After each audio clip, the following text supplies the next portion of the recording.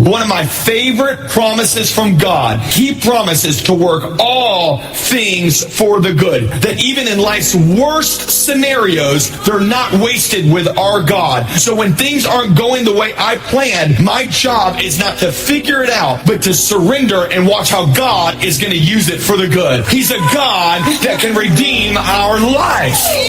We have to hold on to that faith during life's turbulence, during times of pain and discomfort. Because when things aren't their best, we are presented what feels like that dark room at midnight.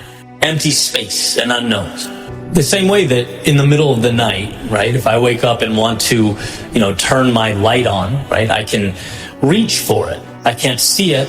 It's pitch black, it's dark, but history and repetition has shown me that if I extend my hand and I fumble around for a second, I will, one, find the switch, and two, turn on the light that will then infiltrate the room, right? And the same thing applies. But it's continuously flexing that muscle, strengthening the understanding that light is an arm's reach away. And when the time is right, it will illuminate exactly what we need it to.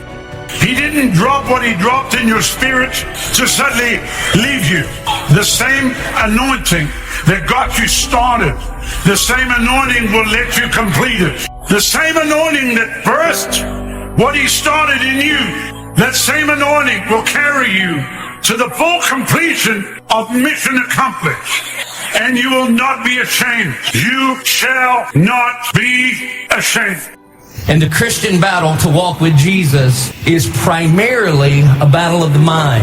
Your battle is not against flesh and blood, for we do not wrestle against flesh and blood. You see, the enemy's primary tactic is a battle of the mind. You know why? Because he's already been defeated. But we're being attacked all the time. All the time. And it's a dirty war. It's a misinformation campaign. The enemy was the originator of fake news, to try to get you to believe something that's not true. Why? Because if you believe stuff, you'll start thinking stuff. If you think stuff, you'll start feeling stuff. And your feelings will drive your activities. I have an announcement to make to you today. God is not going to let you fail. I said God is not going to let you fail. I'll begin with Deuteronomy chapter 31, verse 6. Be strong and of good courage. Fear not, nor be afraid.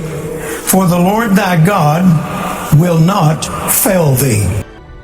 Whatever wounds you have in your life, I want you to know that God doesn't waste pain and He doesn't waste time. He is always on time. God can heal that part of our life and never use that part of our life.